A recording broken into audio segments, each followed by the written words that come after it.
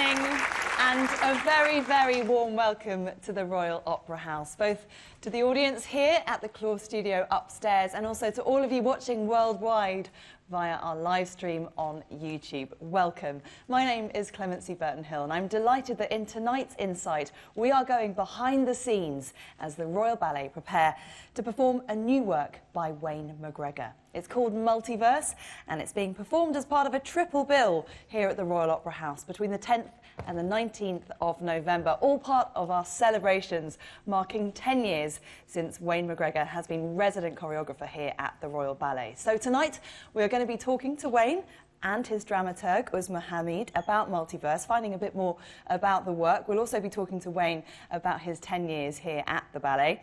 We'll also be talking to Koen Kessels, music director of the Royal Ballet, who'll be introducing us to the music that Steve Reich has written especially for this new work. And very excitingly too, we'll also be seeing Wayne rehearse some dancers from the Royal Ballet. So a very special evening indeed. We would love to hear your thoughts throughout the night. Do get in touch using the hashtag ROHMcGregor. Well, without further ado, please welcome the man himself, Wayne McGregor, joined by principal dancers Francesca Hayward and Steven McRae to rehearse Multiverse. Hi. They will be joined by Uzma Hamid and Amanda Isles. Hi. Hello, welcome. We're super excited to share for the first time something of what we've been up to in the studios for the last few weeks. Steven and I have worked together a very long time, and Frankie not quite as long, but still quite a few times. And one of the really wonderful things I always feel about these two is that they're super fast, super bright, and I can't keep up with them.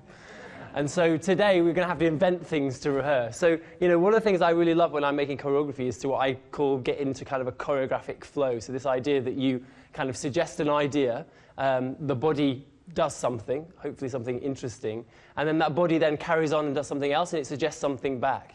And these guys, I have to stop that final part. I have to like restrict it because otherwise they could just generate and generate. They're really, really amazing. So I've set you up now to be really good. Yeah, so I thought we're just going to really just start with something. We've been working on something about kind of disequilibrium. We've been looking at what does a body look like in kind of panic mode. I thought that would be quite interesting to see in relationship to the music that we're working on. We're going to talk about a bit later on. So it's very much about this vertiginous kind of off-kilter. The floor doesn't seem to give you the same purchase as it really ought to, and that's what we've been working on a little bit. And I thought we'd set it up. Could we just do just that little entrance at the beginning, just that very, very first thing?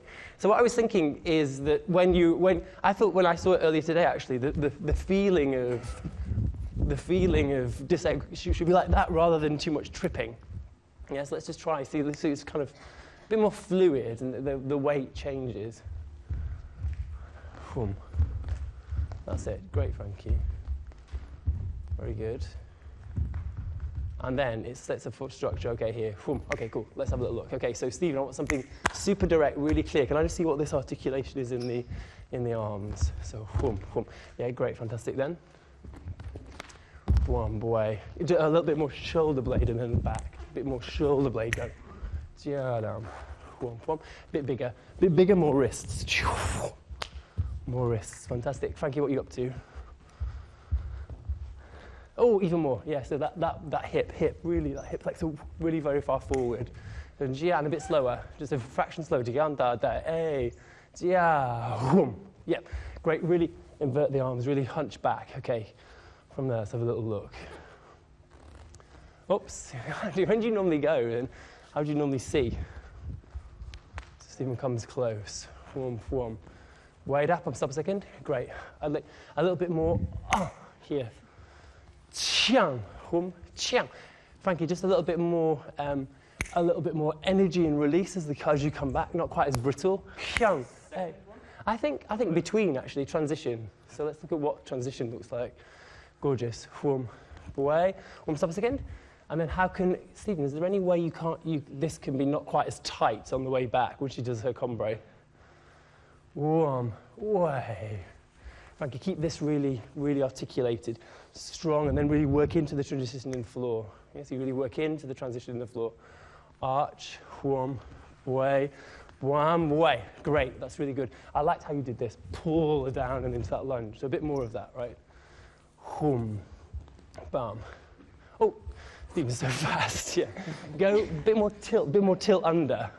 I do want this fast, but there's fast and fast. Yeah, and that's cool. And a little bit more shape, a bit rounder. A bit fatter, a bit rounder. Yeah, Mom. Great. Frankie, can you have this, I think, don't have your fingers sticking up. It's almost like it's more of a protective moment in the head. Fantastic, great. Then, a bit more ribs. Can we just try that? How do I get more lucidity there? Bit more arch, even more than that. That's gorgeous, though. Yeah, that's really, really nice. Down. Way. Oh, what did you do differently then that was really good? I just went for it. Just went for it. You always just go for it. Yeah. You had to change your focus. You were in this direction, and you just gave me a bit more arch in the back. Really gorgeous. Chiang, wow, lovely. Chiang, way. Fantastic. Stop, Frankie. Just a transition down, away, articulate.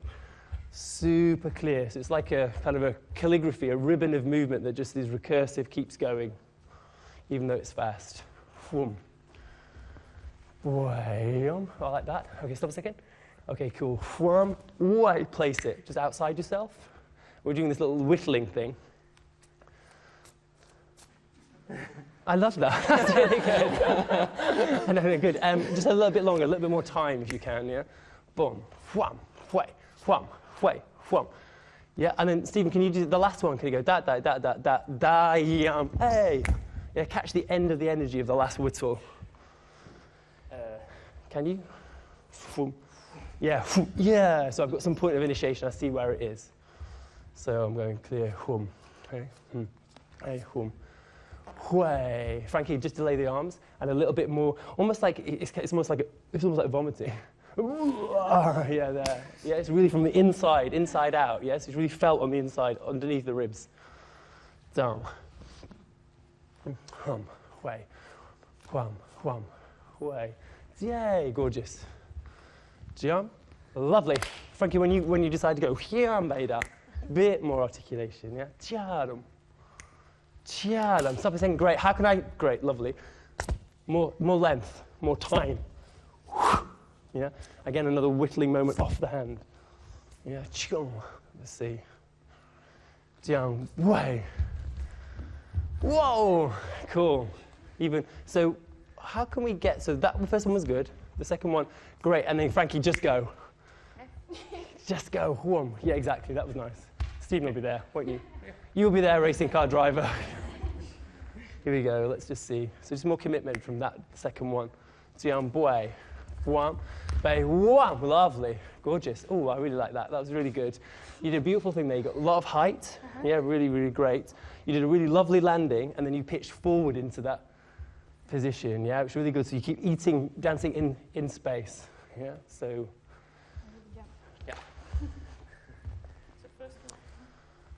Yeah. One, way, just stop there a second, great. So it's really lovely, you see this in bodies a lot. Some dancers, when they're dancing for you or with you, dance as if they are speaking to you like this in forward space all the time, yeah, and it kind of stays on its own axis. And it doesn't really eat through space and the energy take you somewhere else. And one of the things I love about these two and that I'm trying to work on in this piece particularly is what is that sense of weight shifting and moving right the way into the next place. So really kind of feeding physicality through the body and through the space at all times. So we've been talking about that idea of basically just carving out space as if it's really, really full, if it's almost like full of fog. So that's a little example of that there. So come down, can I just see even more on that? Chum. Yeah, great. Can there be a bit more tension on that rotation? That rotation. Lovely. Yeah, great. Okay, fantastic. Can I just see that moment from the knee lift? Just delay the combre a little bit, get a bit of height, and then go. Yeah, that'd be super. Thank you. So should I let her go back before I turn? I think so, yeah. I think that could be really strong. Oh, sorry. I'm eager to go. You're eager to go. You want to go. When does it feel right to go? When does it feel like the right moment? Imagine this, I feel like I want to just go for it. Let's do that then. Let's try that. You feel you're going to go right up and out. I love the up and out though. Right, away, bum, up and out, one. Great, okay, Frankie, just keep the arm a little bit more in. So you do a lovely arm and then it's really soft at the end of it. Keep it really journeying into that next thing. So it's really like, just push all the time, yeah, that feeling all the time, yeah? Cool, just one last time, do you mind? Bum, whum, way, jiadam, very nice. Hum, away, around, kick, whum, way, just up and great. Okay, cool. I see a bit more pressure on the way down. So just as on the landing, I just see a bit more pressure in the back. So from here, are you pushing, Stephen? No? No. Okay, sorry. I can. Can you? I think maybe just push from. So there's a kind of a sense of resistance from. Lovely. And Stephen, a bit more plie and then change. A bit more plie, then change. Great cumbre. Really arch. Go for it, Frankie. Way. Done. Very nice. Jiadam. Way. Whittle. A bit longer again. It's the same thing. That gets a bit smaller. Chuck. I want it to be really along the line of the arm, yeah? Further away. I think I just think of taking that more time, otherwise it gets Yeah, rushed. and exactly, everything. okay. Yeah, sounds good. Arch, fum. Bum, fum. Fum. By fum. Okay, that's great. How can I get the same, so if we're looking at that as a kind of a line, they get whittle, whittle, jump. That time I got whittle, whittle, jump. So yeah, so something like scratches the space, yeah. So Stephen, really keep it going, so it's coming like this, really like scratching right across the space.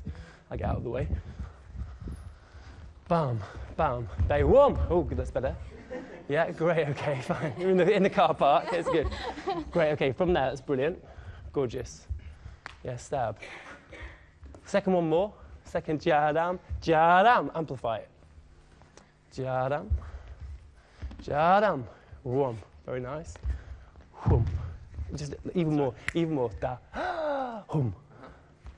Longer in the air. More, even more tuck. Yeah, really let loose. Whum. Here you go. Xiang. Way, lovely. Xiang. By that, way. Jiadam. Wow. Gorgeous, Frankie.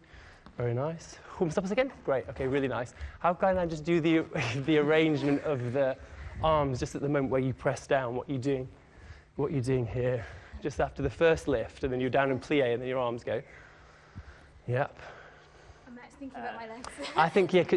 So are you lifting, or is Frankie going? I would love it that Frankie goes and you just happen to be lifting. Okay. So, Is that right on your foot? yeah. Yeah, so that you. So So, done that. Oh, you right over on your foot, Frankie. Well, I keep doing that actually. I don't know why. Okay. So what? You're right over. I'm thinking. Whum. Way. Wham. Stop a second. More pressure and push. Really in the front space. Gorgeous. Jiadam. Way down. Bam. Way. That up. One bay. Tiang. Tiang. Gender neutral. There we go. Very nice. Okay, so Stephen, even more on the way round as you pull round. Really pull round and open. Really high. Yeah, great. Here you go. Frankie, you've got all of that power pulling him around. Yeah. Lift me. Let's just see that. Let's just see from you going around first time. Way, fantastic. Fantastic. Whum. Great. Away. Whum. Great. Then separate. Back together again. Whum. Way day. Keep that really fluid. Whum. J. Whum. J. Great. Whum. Whum. Great headbutt. Jump. Bay, jump, bay. Try and keep is it same arm as leg? It's weird that, isn't it? Yeah, yeah, a bit more articulation in the arm so it stays really, really strong. So yeah, okay, that's it, exactly that, a bit more curve. And you're doing 3? 5. Oh, 5, okay, cool. This one, yeah? Yeah, left. Wham, hua, bay, hua, bay, hua, bay, hua, bay, great, hua. Wait, Steve, how can we get, where's your last one? So just connect it for me into that next movement, whatever that is, it needs an impulse. Yeah, there we go. Gorgeous. Whittle again. Whum. Beda. Wham. Day. Wham, bam, bay. Great. Oops. 7:30. Chiang. Whoa, that was good. So just, how are you doing? Are you taking your leg across, or? I'm thinking just. Gorgeous. It's really good when it's super tight, right? It's really like, almost mechanical. Yeah. Let's have a little go just there. Xiang. Bay, gorgeous. That's it, Frankie, thank you. Bam. Spoke too soon. Jadam. Bam, lift. Whom.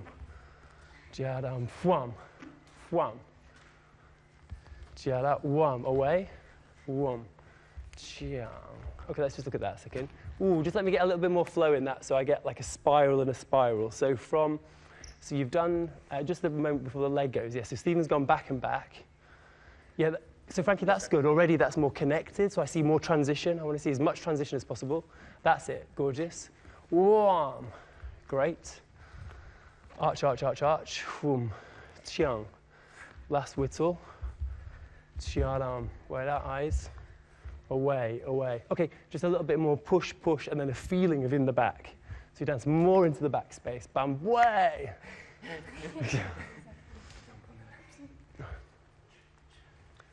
Wow. Oops, sorry. Lethal weapon. Badam, beta, bay. Boom. Frankie, how do I get more time in that turn? Gorgeous. Boom. Very nice. Okay, cool. Let's have a little go, yeah? Put some music on, we'll have a little go. This is Amanda, who's our wonderful notator. And Amanda does this wonderful job. Not only, she's going to talk about it a little bit, not only does she notate all of the work, but she helps the dancers remember. Because I do this thing of basically offloading memory. So I have ideas, I give it to the dancers then have this physicality that they then are trying to embody. And Amanda's our in-between bridge. We really need her to remind us of what we did on those days. Amanda, do you want to just say something quickly about what we've been up to? Golly, it's quite hard to say quickly because there's amazing amounts of material. It's fascinating, Wayne's way of structuring. It's like creating a sculpture, I always think, because there's layer upon layer upon layer. So what I've had to learn over the years that I've been working with Wayne is to leave lots of space on my paper to add all the details. That's why I'm here tonight thinking, okay, I'll add that in, because we start with a basic framework and then Wayne builds on it and then he embellishes and then stretches it and pulls it and until it becomes something rather extraordinary. It's a fantastic process. Thank you. It involves a lot of detail. I mean, it's amazing. What Amanda won't tell you is she could get up and dance any of the phrases, like literally. And I think there's something really interesting about this ability to be able to have it, first of all, cognitively, so have it in mind, to be able to write it down, but then to be able to get up and actually perform it is such an amazing skill, and that's why we really value our notators that are with us. Okay, this is quite extreme, this piece of music. We're going to talk about the music in a little bit and give it a bit more context. I won't for now. I'm just going to put it on, and this is just our little first little sketch for today. Let's have a little look. Okay. They never knew that it was gonna rain. But I could just hear that cry now. I could hear them say, oh, no. But you just open the door. But no one couldn't open the door. It had been sealed. So at the hand of God. Okay, stand by. Go. Couldn't open the door. Oh, no. They cried. You just open the door. Couldn't open the door. But show now. Hallelujah. Hallelujah. God had been sealed. Couldn't open the door. Oh, no. They cried. You just open the door. Couldn't open the door. But show now. Hallelujah. Hallelujah. God had been sealed. Couldn't open the door. Oh, no. They cried. You just open the door. Couldn't open the door. But show now. Hallelujah. Hallelujah. God had been sealed. Couldn't open the door. Oh, no. They cried. You just open the door. Couldn't open the door. But show now. Hallelujah. Hallelujah. God had been sealed. Couldn't open the door. Oh, no. They cried. You just open the door. Couldn't open the door. But show now. Hallelujah. Hallelujah. God had been sealed. Couldn't open the door. Oh, no. They cried. You just open the door. Couldn't open the door. But show now. Hallelujah. Hallelujah. God had been sealed. Couldn't open the door. Oh, no. They cried. You just open the door. Couldn't open the door. But show now. Hallelujah. Hallelujah. God had been sealed. Couldn't open the door. Oh, no. They cried. You just open the door. Couldn't open the door. But show now. Hallelujah. Hallelujah. God had been sealed. Couldn't open the door. Oh, no. They cried. You just open the door. Couldn't open the door. But show now. Hallelujah. Hallelujah. God had been sealed. Couldn't open the door. Oh, no. They cried. You just open the door. Couldn't open the door. But show now. Hallelujah. Hallelujah. God had been sealed. Couldn't open the door. Oh, no. They cried. You just open the door. Couldn't open the door. But show now. Hallelujah. Hallelujah.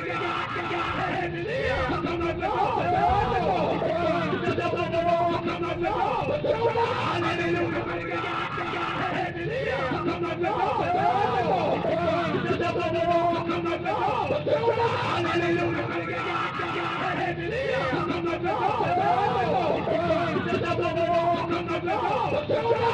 Hallelujah. God had been sealed. Couldn't open the door.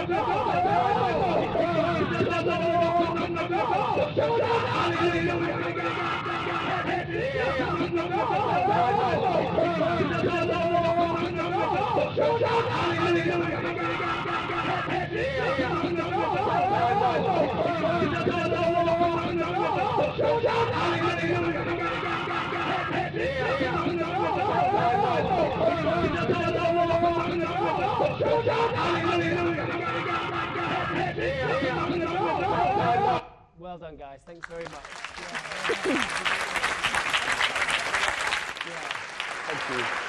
So I mentioned one of the things we're trying to look at is this disequilibrium. We're looking at kind of splintering structures. We're looking at kind of a very kind of aggressive physicality. And we're also looking at kind of stamina and duration. How long is a phrase? You know, how long can you actually push in that kind of like physicality and viscerality? I'm super interested in that. And yeah, that was really terrific. Thanks very much. Yeah. We're going to talk to, are we talking to Steven now? Great, thank you. You are? Yeah. Go. Francesca, so go, I'm afraid, given you've already given so much for us. Thank you, Wayne. I will be talking to you in a minute as well. But first, it's so amazing to have you guys. And I'm sure it's for everyone in here when I say thank you so much for letting us see inside this process. I'm going to hand you that, Francesca, and just a reminder that this is a newly promoted principal of the Royal Ballet, Francesca Hayward.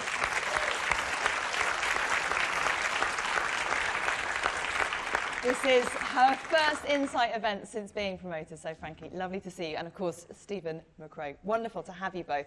I mean, talking about disequilibrium, talking about doing something different with your physicality, that looks like really hard work. Can you talk us through Wayne's rehearsal process and what you have to prepare mentally and physically to work with him? Well, definitely Wayne rehearsals are very different in a very good way. They require you to give absolutely more than 100%, no matter how you're feeling, which is brilliant because energy creates energy, I guess. So sometimes you walk in there and you might feel really tired, but by the end of it, you feel like a completely different person. And it's just really rewarding to have the relationship with Wayne and the way he drives us to do that. It's great. Steven? If you've got your breath back, Yeah. It's cruel, isn't it, making you speak straight after that? I've been very fortunate to work with Wayne quite a lot on almost all of his ballets that he's done since I joined the company. And I think what's always amazed me is that he makes and allows your body to do something you didn't know was possible.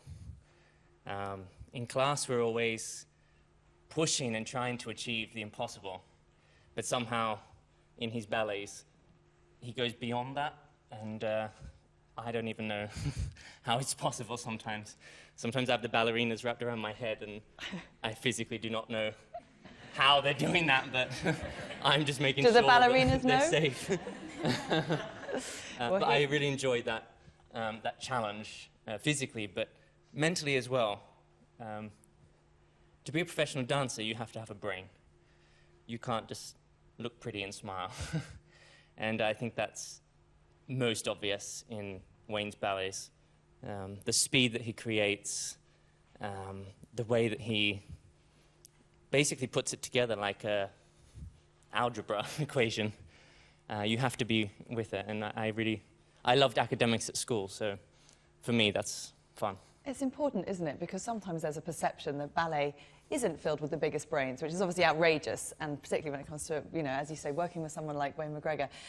How important is it that ballet has this more cerebral side, and that you talk about that we embrace that we tell people about just how intellectual and how cerebral the underpinnings of a beautiful work of art like this are?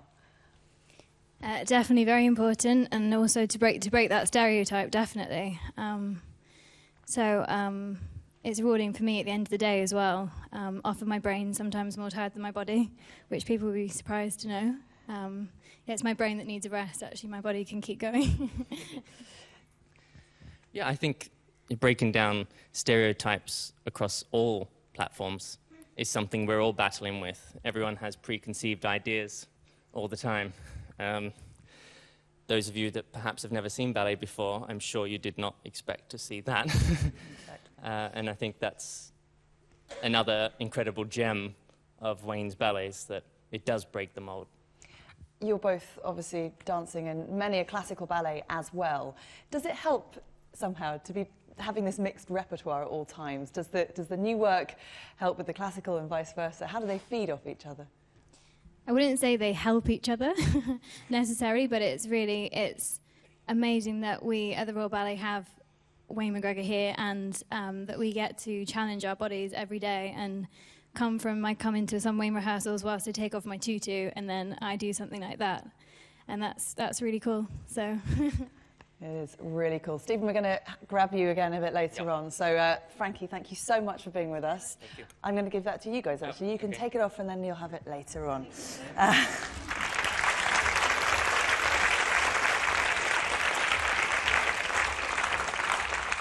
Now, the music that we heard those dancers rehearsing to was created by the pioneering minimalist composer Steve Reich, who celebrates his 80th birthday this year. Steve has written a new piece for Wayne's ballet, Multiverse. It'll be a world premiere. And to tell us more about the music of Steve Reich, I'd love to welcome music director of the Royal Ballet, Koen Kessels.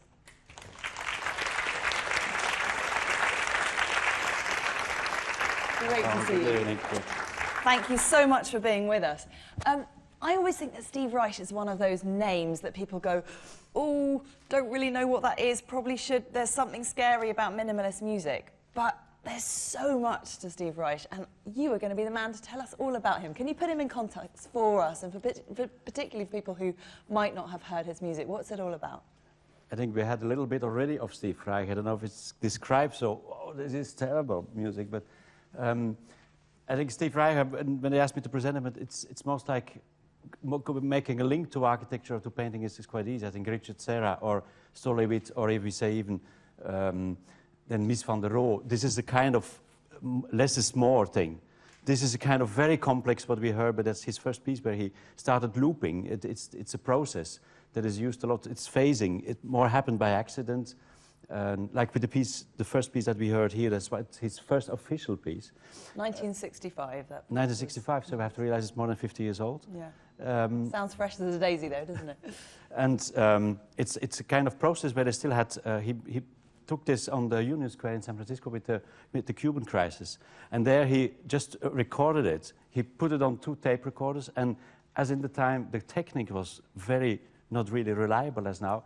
It went into speeds, and that's what it's called now, phase. So it's like using the accident to make a principle of how his minimal music is constructed. And then he made out of his systems. We're going to hear also three excerpts that are in his evolution. I wouldn't say it's caring at all. It's more like a principle. He didn't want to be a rebel. He was more like somebody, his music was played. He said in downtown Houston Street, not at all to be for the public of a normal concert public. And it's Sir Michael Tilson Thomas who brought that in on a concert with 4 organs, I think it was a piece. And the public reacted apparently as bad as they did with the Rite of Spring. Was there a riot? So there was an absolute riot. A woman who got up and started banging her head on the wall and saying, I got it, I got it, I got it. So...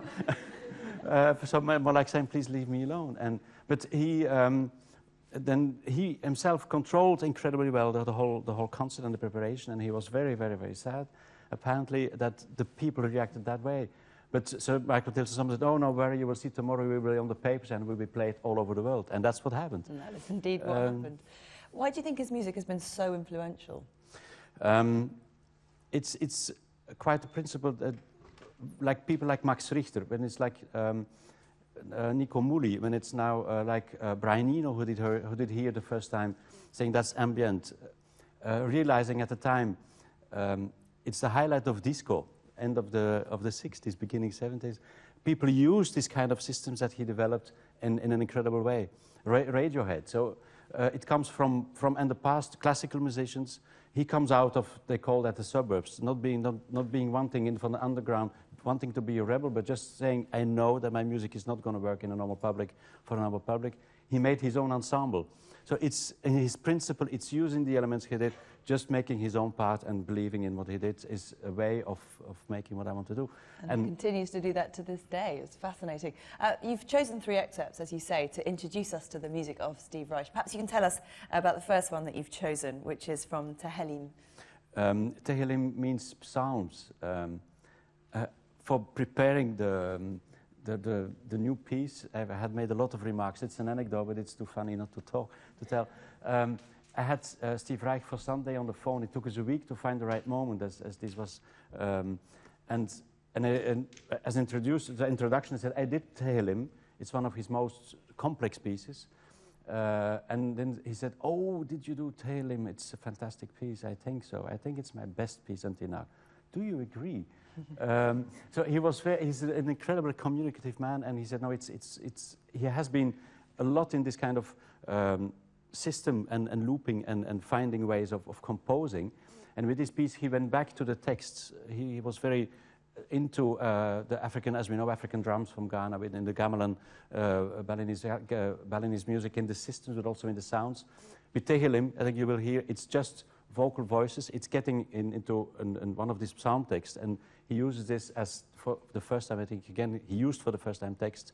It's 81, one of the pieces, and especially also because of his very deep belief as a very practitioner, as being Jewish. Let's have a listen.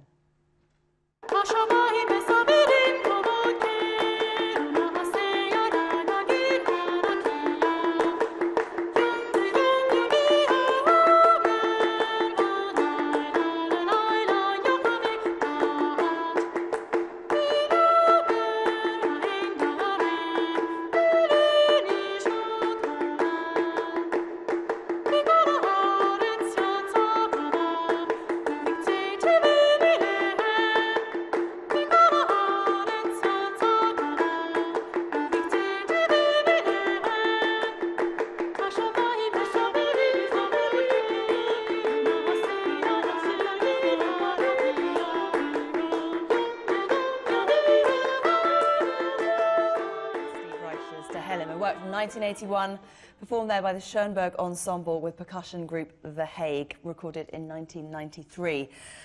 You've chosen something rather different for the next one, written 6 years later, the 4 sections. In what way does this piece exemplify aspects of Steve Reich's music that you're interested in? He didn't use that much. I think with desert music, there were more than 100 people on stage, but he developed his language with orchestra. And I choose it also because it's quite impressive to hear grooving, because that's one of the things also that many people still now they're doing also in classical music, because he started with this, and particularly with the whole orchestra, it's quite a challenge, and that's one of those pieces where he started it. What we did here also with Tehillim is this kind of voicing where you start with one voice and a second one, and it's this canon way. As he says, also phasing, what he uses is a canon quickly used, but the phrases that were in Tehillim are longer, and you will hear also here it's more a groovy part in the full orchestra. That's the 4th part of the 4 sections. Great, groovy canon, bring it on.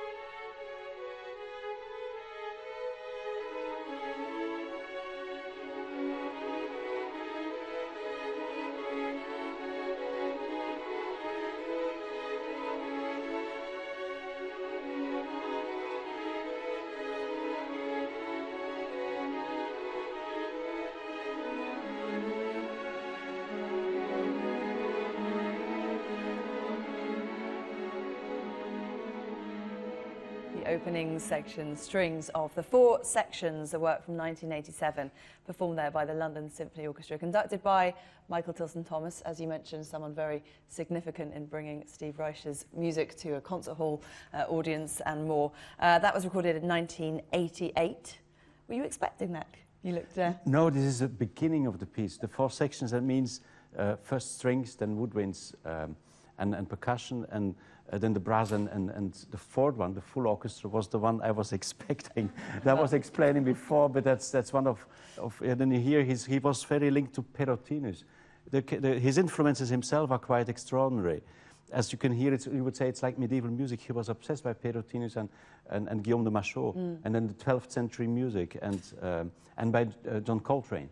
It's for him equal. Obviously. So this is this balance in between what also I think attracts so many musicians still today, between high culture and between low culture. It doesn't mean anything to him. It means it's just music. Music. Well, I certainly wholeheartedly cheer that approach. Tell us about City Life, which is the third piece that you've done. Yes, for City Life, it's such a funny piece in a way. You can imagine the streets in New York and all the noises that are there, and then it goes from just a car who's opening, who's banging, a policeman who is chunking. He said, I love to use these noises, not as they at the time that he was using them were thrown apart by the electronic studios to make something completely unrecognizable. What it is like using, like in West Side Story, where they have the klaxons, where you have this just the real noises, but into his systems, and it's using them as part of the orchestra on samples, so that they could play this live. It's not tape. What before was he used quite a lot tape and ensemble, but this is no tape. This is just musicians playing on samples on machines and using it as an instrument. And this combination was quite also an experiment. Nobody did really use this in the way he experimented it.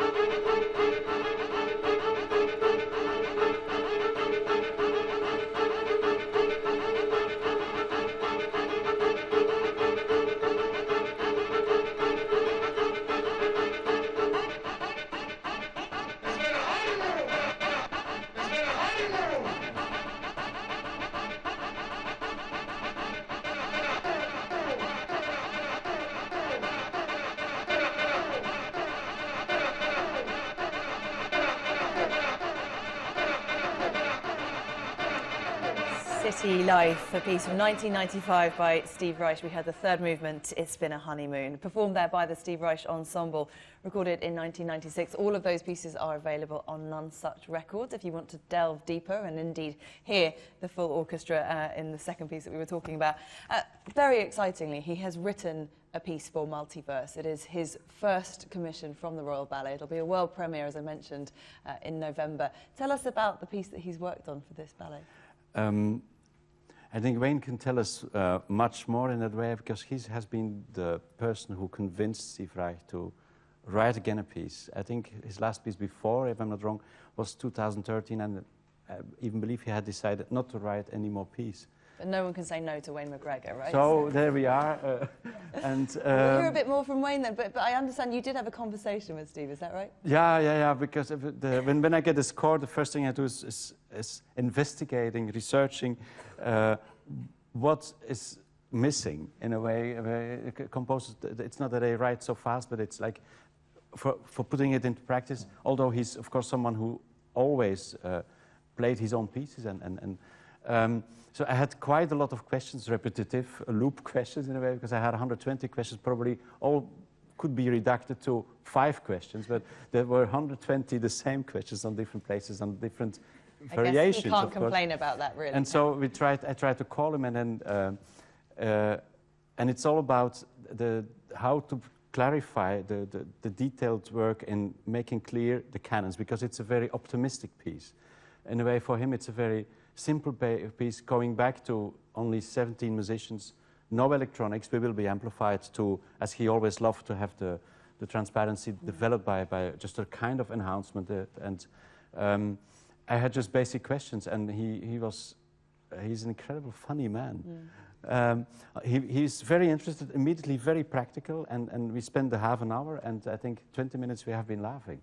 But now we are on the mail, and he has 2-3 pages of we make in the system here what is fantastic, what we call a scratch recording. We can only use this as for the purpose for Wayne to listen to, and for the composer to listen to.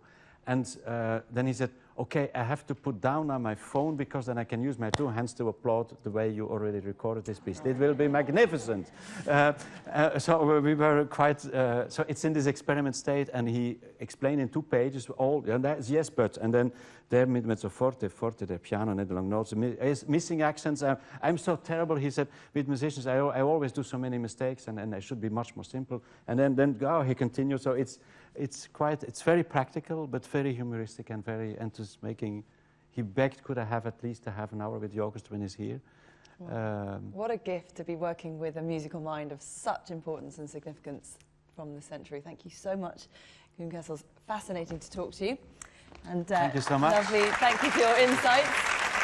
I will see you soon. I'm now going to beckon Wayne and Uzma to my chair. Wayne, how do you fancy joining us and telling us a bit more? And Uzma, we'd love to talk to you as well, if that's all right.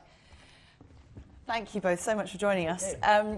Uzma Hamid is Wayne's dramaturg on this work, and of course you know who Wayne McGregor is. I feel like we should talk immediately about the collaboration with Steve Reich. Yeah. It was fascinating to have that glimpse of what it's been like to work with. But it would be very useful to have a sense of what Multiverse is before we talk more. Tell us about this ballet. Where did it originate from? Why Multiverse? What's it all about? I mean, I think probably it's worth just talking about Steve first of all. So I made my very first piece in 1992, my very first professional piece that premiered at the Place, with a piece of Steve Reich. So that's almost, whatever it is, 24 years ago. And kind of throughout my career, I've had these amazing opportunities to work with music of his that always, for me, has a kind of an imperative to move. And I think so many choreographers love the music of Steve Reich because it just makes you want to move. It kind of populates the imagination in such an amazing way that you kind of know what to do with it. And so I had this kind of tactic, this strategy that every time I made a piece to his music, I would send it to him, the DVD, afterwards with a thank you note. I didn't hear anything. And I was like, okay, but I sent my next one and my next one. And eventually he you know, came back to me, and we had more of a dialogue about one of the pieces. And it was always in my mind that I wanted to kind of commission him for a new piece of for dance particularly, and especially here, which is just phenomenal to have him in this house and perform with our fantastic orchestra live and in real time with these dancers. So everything is new. You know, I've always been a massive kind of fan of just working with people who are alive and doing and getting that done. So it really started there. Let's start with that. It's about time that he was here. I mean, I know that Chris Wildin used his music in Electric Counterpoint back in 2008. And as you say, there is this imperative to move. I mean, do we know, does he like ballet? Obviously, ballet likes him. You know, I think he's super open, and you know, he comes from that generation of kind of, you know, postmodern American artists whose kind of natural language was one of collaboration. So, you know, Koen talked about the artists and referenced those artists, but his natural language is one of collaboration. Although he has never really collaborated on a project other with his wife, who's an amazing video artist. But you know, he's very much been in an ideas space, if you like. He's been an artist who's very much always been about interrogating ideas and looking at different versions of himself. And I think that's one of the wonderful things about him, people like him and Merce Cunningham, that were really redefining the way in which music and dance could be put together, or music was organized, or how players played. And I think these are some of the phenomenal things about these artists, that actually they shift our perception of the way in which we experience something. So even in those snippets that you heard now of Steve's music, you know, they're very, very different worlds. And, you know, sometimes they can be quite off-putting, sometimes they absolutely hook you, sometimes they take duration and time to actually motivate you to kind of feel a particular way.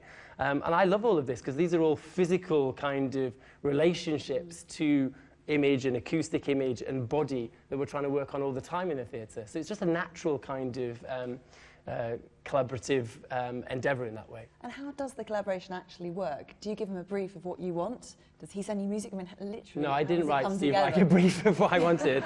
No, so when we met to talk about this piece, Steve's original idea was that he wanted to make a piece for traffic, noise and orchestra. And I said, great, okay, cool. It was many years, about 3.5 years ago. And over time, of course, that evolved and that changed. And actually, what's interesting about this piece is the idea, Steve's idea for this piece, is that it's formed a 16-minute piece of music. You know, I was thinking in my head it would be 30 minutes. But that was the idea. And I think it teaches us something in dance as well. How long is an idea in dance? You know, we're kind of often having to make a particular size of piece, either a 30-minute piece or a full-length piece, or if, for example, in my company, you might have to make an hour piece to fill the theatre. You know, it was always very interesting to me that Merce Cunningham would make a 7-minute piece if the I Ching told him to do that, yeah? And that Steve would make a piece that really fulfilled the idea. When the idea was finished, it was finished. So anyway, I had an interesting moment where I had a 16-minute piece, felt I wanted to make more, and decided that it would be super interesting to look back at his very first piece, so Opus 1, if you like. And this is the piece that Kuhn was talking about the tape players going out of sync. It's called It's Gonna Rain. It's a phenomenal piece. Very, still very, very kind of extreme and phenomenal. And I wondered how he would feel about us pairing those two things. And at first, he thought I was totally crazy. And then over time, he's become very, very excited about it. So when we saw, he was here at the Opera House a couple of weeks ago, and he was so excited about the contrast between the kind of the violence and the extremity and the power of that kind of socio-political piece, which is taking small parts of music, putting them on a loop, looking at counterpoint with them working together, really, really in incredible ways, but with very, very reduced resources, if you like, as opposed to this beautiful kind of piece Runner, which is this new piece that he's made, that is exactly that. It's as if you imagine, you know, an African savannah and you just run. And you run and run and run for 16 minutes, and then you get to your destination. And it's very like widescreen, and it's super fluid. And although it's again got rhythmic complexity, it just feels very wide. And so yeah, we're super excited about that, the music. Fantastic. Sounds amazing. I can't wait to hear it. Uzma, it would be lovely to hear about what you do. What is the role of a dramaturg in all of this? Well, I'm sure this audience has heard that. Everybody always asks me that. And it always changes. In every piece it changes, and it changes day to day. So one of the ways that I often try to articulate it is to say, I work with Wayne on the intention of the piece.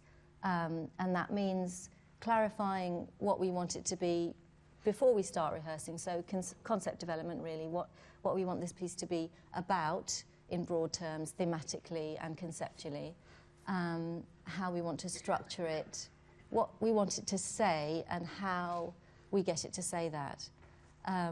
So really, you know, we start talking ideas, and then as rehearsal develops and the piece nears completion, then we begin to talk about what it's actually reading as to the audience, what things are perhaps missing from our original plan, what things have revealed themselves in the process that we could actually make more of or clarify further. And then the very last, I guess, thing that we do quite near the end, once the dancers are very much embodying the movement and very comfortable with what they're doing, is try to give them a bit more dramatic intentionality. And that's not always in the sense of them having a character that is the same all the way through, but that taking a particular reference, and it could be a literary reference or a filmic reference or anything that just suggests the mood and the colour and the sort of tint of that particular moment that we want to land.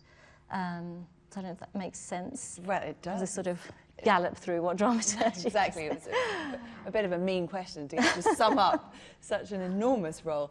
How does that fit into Multiverse? Can you give us a sense of what the intentionality behind this piece is? Well, I think what's interesting about this piece is that, you know, we started with, so we've got this piece from the 60s, which is a Pentecostal preacher talking about the Noah story, the idea of it's going to rain, there's going to be some horrendous catastrophe, people not being able to get onto the ark because the doors have been closed, kind of panic.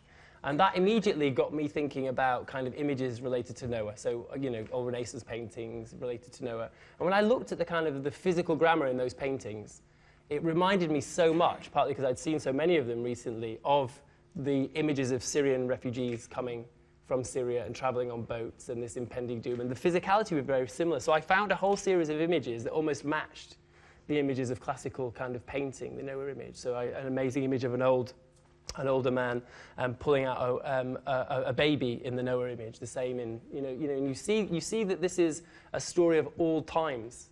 And this is where we got this kind of we started on this multiverse thing. You know, one of the things Steve does a lot in his music is work with iteration and repetition and packets of movement that actually deviate and change, but it feels like there are multiples of them.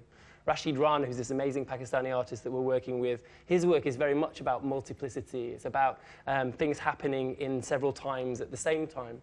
And I love this idea that, you know, we think that we know everything about our universe, and we feel that, you know, we live in this kind of hermetically sealed, in a way, environment. But if you think that time and space is a kind of a linear concept. Eventually, beyond what we call infinity at the moment, particles have to rearrange themselves only a finite amount of times.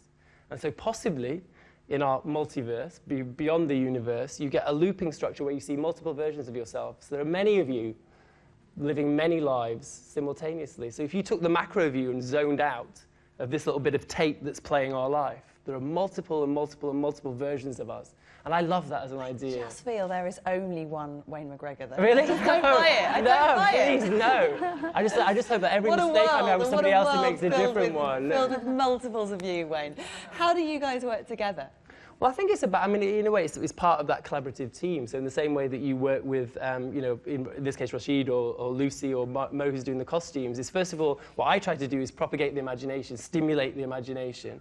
And then we all come to it from kind of a different dimension and have different things that we want to contribute. And then over time, things emerge. That's how I see it. Anyway. Yeah, I think that's really true. And it's been particularly true in this piece because Wayne was very clear from the beginning that what Reich had done, as Kuhn has explained, was set off these two tape loops and just waited to see what would emerge.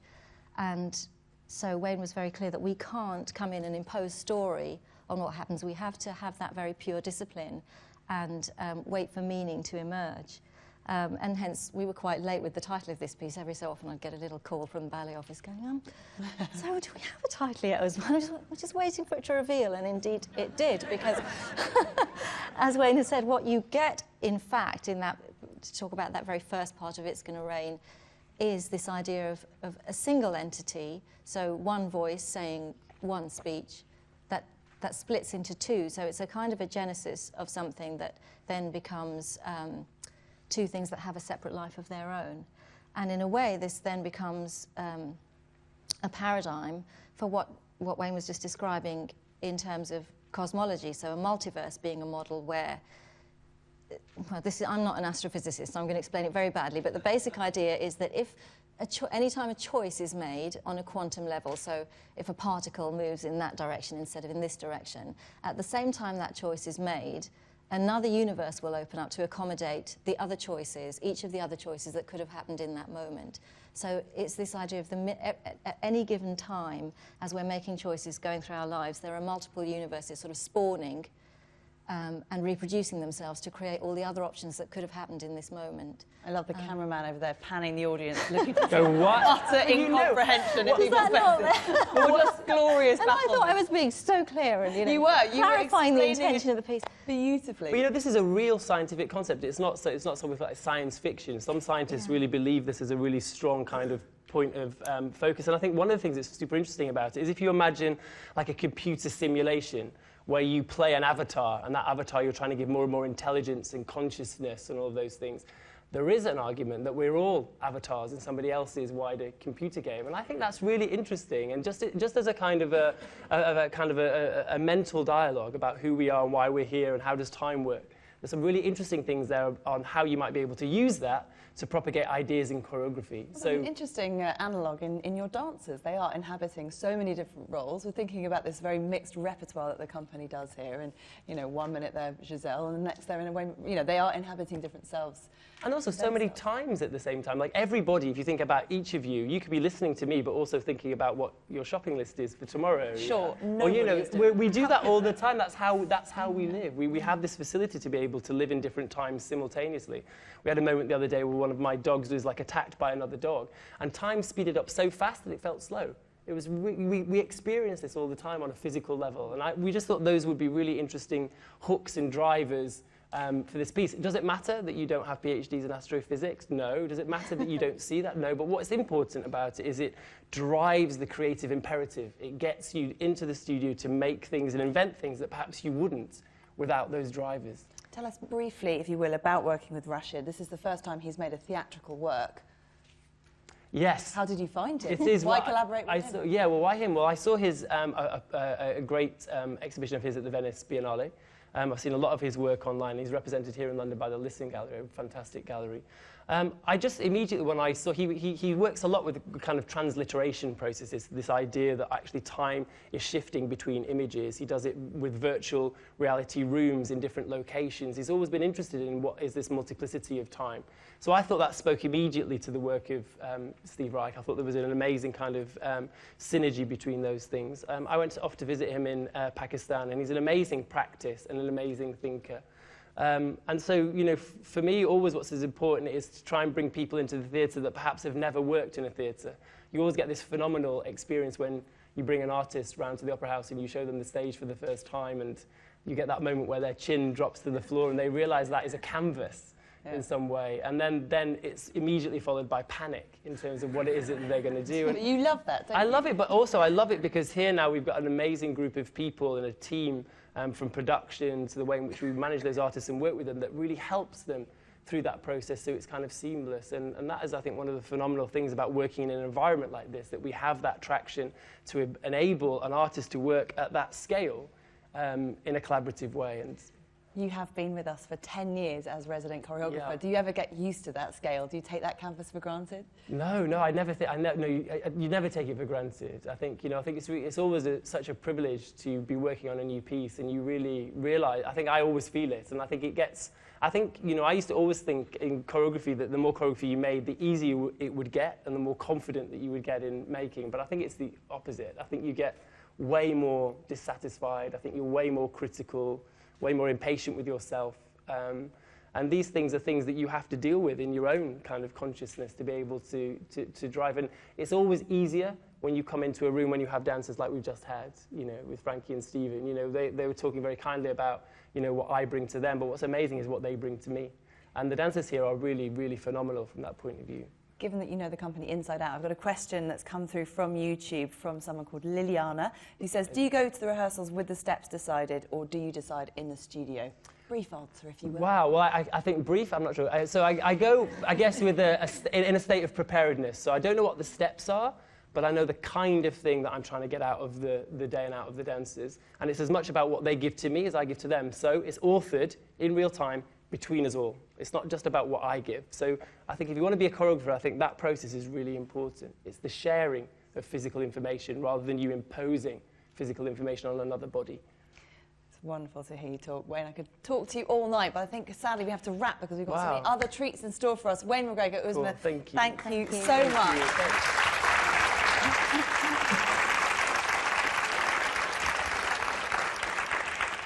As I mentioned, we just heard from Liliana watching on YouTube. If you are watching wherever you are in the world, we would love to hear your thoughts. Please do tweet us using the hashtag ROHMcGregor, and we'll do our best to give you a mention. Now, we are about to see more of Wayne and some dancers in rehearsal. But first, before they dance this time, I think it might be fairer, we're going to have another quick chat with the soloists. So please welcome back Principal Steven McRae and soloist of the Royal Ballet, Paul Kay.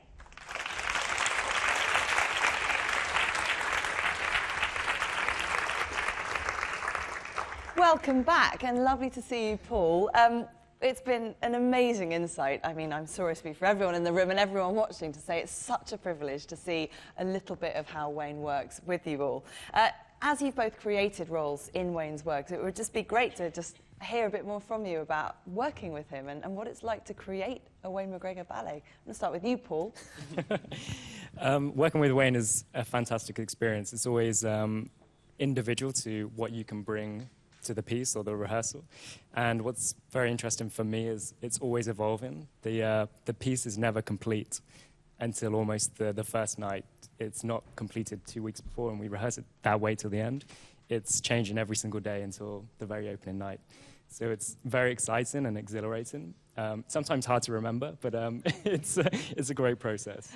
Speaking of evolution, Wayne's been here for 10 years as resident choreographer. Stephen, how do you think he's changed, if at all, over that time? How has it been working with him over that period? I think how has he changed you as a dancer, perhaps, as well? I think, like all artists, obviously Wayne has grown. I think in terms of ballet terms, I hear him say much more specific ballet vocabulary. Like bay? Well, no, like an actual French term. Rather than just put your leg here, he'll say arabesque or attitude, or which is, it's been really fun to see over the years that has slipped in more and more. But yeah, it's obviously been incredible to be part of his journey. He's obviously brought out a lot in all of us. I think it's interesting when you travel internationally and dancers in their mind think they know what the Royal Ballet style is, and then we perform a Wayne McGregor ballet and they're in shock. And I think that's a real tribute to the company and the dancers, and obviously to Wayne. What would you say to someone who was a little unsure, perhaps more steeped in the classics, and wasn't sure what to expect of a Wayne McGregor ballet? I think art in general is there to challenge us and for us to ask questions and perhaps to get some answers. And a lot of the time you end up with more questions. And I think these programs really do highlight that side of art, and that's ultimately what it's about. Paul, how do you think dancing in a Wayne McGregor ballet has changed you as a dancer? It's actually expanded my repertoire a lot. It's always a challenge, and sometimes when you're rehearsing, say, something like Swan Lake in the afternoon, and then you have a McGregor rehearsal, it's such a different type of technique, but it makes the day, the year, the seasons very refreshing and exciting. I think it has a place in this company, and for anyone who has never seen dance before, everyone can take something from it. Absolutely. Well, it's wonderful to talk to you both. We're going to see you in action now. Thank you so much, Paul Kay and Steven McRae.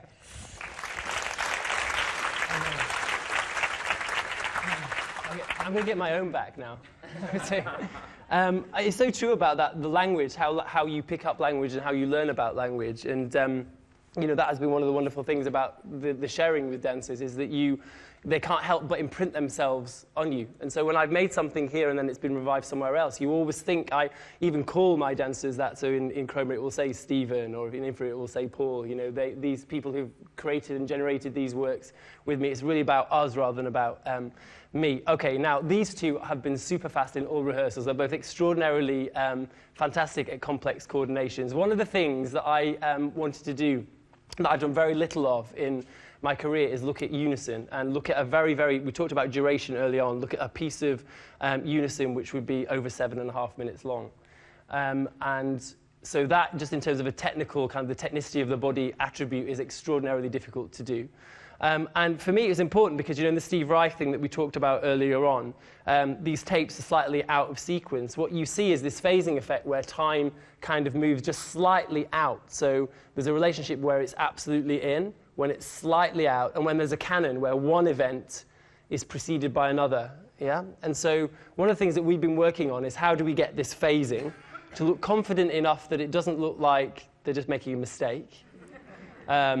To prime the audience to understand that actually phasing as a process is something that we're after, and to actually work on counterpoint in really interesting and unusual ways. And so this piece is that, really. That's what we've been working on. I thought what we'd just do is, can we just, rather than doing the movements, I thought we could talk through this. And you can say kind of Unison, phasing, canon, who's a lead, who's not in lead. And then they'll all have seen that, and then they can look for it when we do it. Stephen admitted to me as soon as we walked in here, he was like, oh no, we've got no mirrors today. It's the first time we've had no mirrors. So that's going to be really interesting to see how that pans out. Okay, so let's just like sketch it. This is like a kind of a drafting run. It's not really fully bodied. It's literally a drafting run. And okay, here we go. Let's just go. Okay, so we've got this. This is staying in unison, right? So, blah, blah, blah. Just don't do it fully. Just do it draft, draft, draft, draft, draft. Yes, da, da, bam. All the way, this first part of the phrase, blah, blah, blah. Yes, da, dun, dun, dun. Yeah, that. Yeah. Da. This should all be unison. Watch for this now, yeah? I'm giving you the hints before. Da, da. Okay, here. Okay, this is one of the first phasing moments, yeah? So look, this is this phasing. It should be super close in time, yeah? Okay, so it's slightly slipping into canon, but we're still working on it. We've got 3 weeks left. Here we go. Yes. Da-da-dum, da-da-dum. Okay. Da-da. We've got, are you still in phasing? Yeah. So we're still in phasing. It should be a really close interval. And it's staying in phasing. And, you know, it's quite hard to do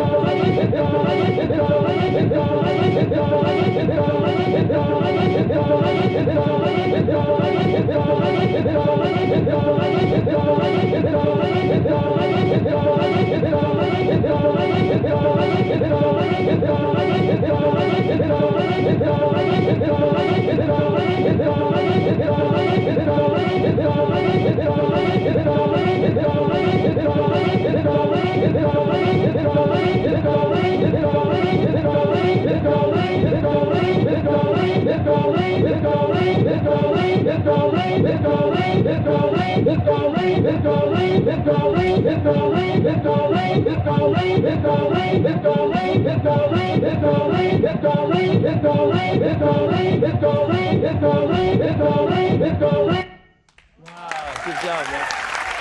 Wow, thank you. Wow, good job. Thank you. Cool. Wow. So, wow, thank you. Wow.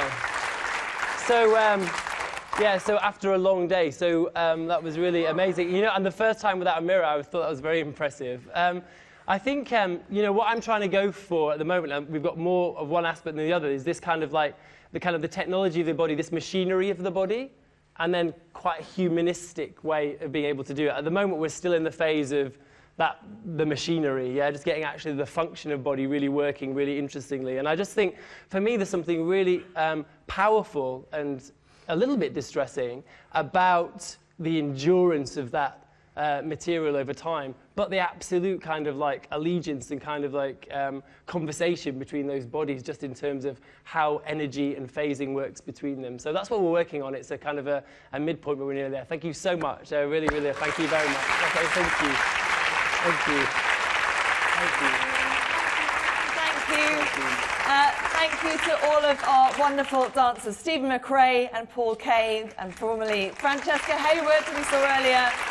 Also to Queen Kettles, Uzma Hamid, Amanda Isles, and of course, the one and only, regardless of what he says, Wayne McGregor. Don't forget that you can catch Multiverse. You can catch Multiverse here at the Royal Opera House as part of a triple bill of Wayne McGregor works, also including Carbon Life and Chroma. All the details are available on the website, roh.org.uk. Thank you to all of you here in the Claw Studio upstairs in Covent Garden, and to everyone watching live on YouTube. It's been wonderful to have you. Hope you'll come back and join us again at another Insight. Meanwhile, from all of us here, good night.